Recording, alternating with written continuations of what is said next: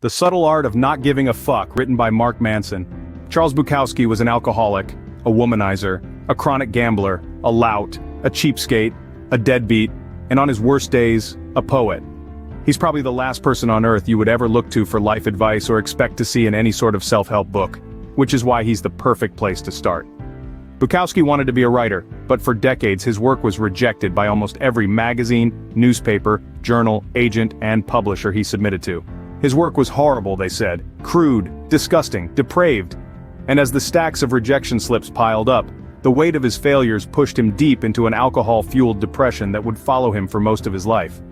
Bukowski had a day job as a letter filer at a post office. He got paid shit money and spent most of it on booze.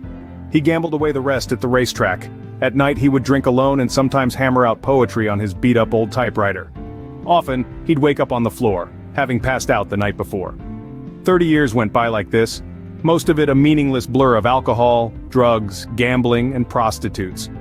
Then, when Bukowski was 50, after a lifetime of failure and self-loathing, an editor at a small independent publishing house took a strange interest in him. The editor couldn't offer Bukowski much money or much promise of sales, but he had a weird affection for the drunk loser, so he decided to take a chance on him. It was the first real shot Bukowski had ever gotten, and he realized, probably the only one he would ever get.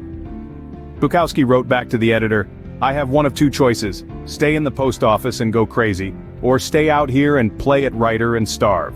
I have decided to starve."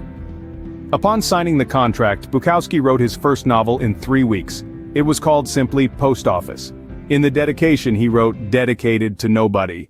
Bukowski would make it as a novelist and poet. He would go on and publish 6 novels and hundreds of poems, selling over 2 million copies of his books. His popularity defied everyone's expectations, particularly his own. Stories like Bukowski's are the bread and butter of our cultural narrative. Bukowski's life embodies the American dream. A man fights for what he wants, never gives up, and eventually achieves his wildest dreams. It's practically a movie waiting to happen. We all look at stories like Bukowski's and say, "See, he never gave up. He never stopped trying. He always believed in himself. He persisted against all the odds and made something of himself." It is then strange that on Bukowski's tombstone the epitaph reads, "Don't try." See, despite the book sales and the fame, Bukowski was a loser. He knew it. And his success stemmed not from some determination to be a winner, but from the fact that he knew he was a loser, accepted it, and then wrote honestly about it. He never tried to be anything other than what he was. The genius in Bukowski's work was not in overcoming unbelievable odds or developing himself into a shining literary light. It was the opposite. It was his simple ability to be completely, unflinchingly honest with himself, especially the worst parts of himself, and to share his failings without hesitation or doubt. This is the real story of Bukowski's success, his comfort with himself as a failure. Bukowski didn't give a fuck about success. Even after his fame, he still showed up to poetry readings, hammered and verbally abused people in his audience. He still exposed himself in public and tried to sleep with every woman he could find.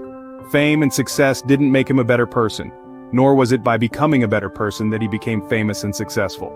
Self-improvement and success often occur together, but that doesn't necessarily mean they're the same thing. Our culture today is obsessively focused on unrealistically positive expectations. Be happier, be healthier, be the best, better than the rest. Be smarter, faster, richer, sexier, more popular, more productive, more envied and more admired. Be perfect and amazing and crap out 12-karat gold nuggets before breakfast each morning while kissing your selfie-ready spouse and 2.5 kids goodbye. Then fly your helicopter to your wonderfully fulfilling job, where you spend your days doing incredibly meaningful work that's likely to save the planet one day.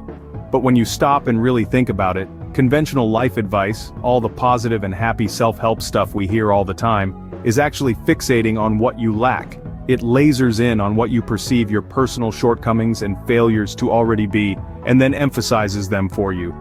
You learn about the best ways to make money because you feel you don't have enough money already.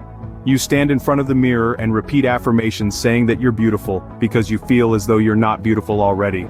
You follow dating and relationship advice because you feel that you're unlovable already. You try goofy visualization exercises about being more successful because you feel as though you aren't successful enough already. Ironically, this fixation on the positive, on what's better, what's superior, only serves to remind us over and over again of what we are not, of what we lack, of what we should have been but failed to be. After all, no truly happy person feels the need to stand in front of a mirror and recite that she's happy. She just is. There's a saying in Texas, the smallest dog barks the loudest. A confident man doesn't feel a need to prove that he's confident.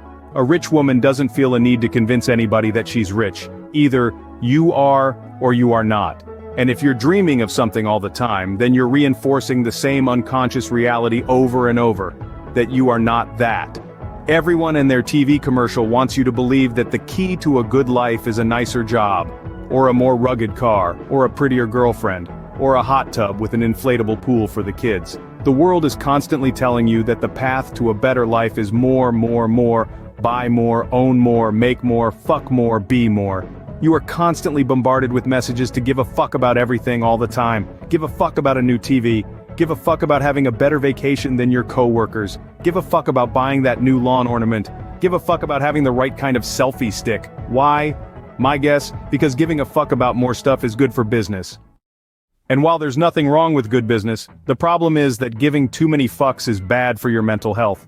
It causes you to become overly attached to the superficial and fake, to dedicate your life to chasing a mirage of happiness and satisfaction. The key to a good life is not giving a fuck about more. It's giving a fuck about less, giving a fuck about only what is true.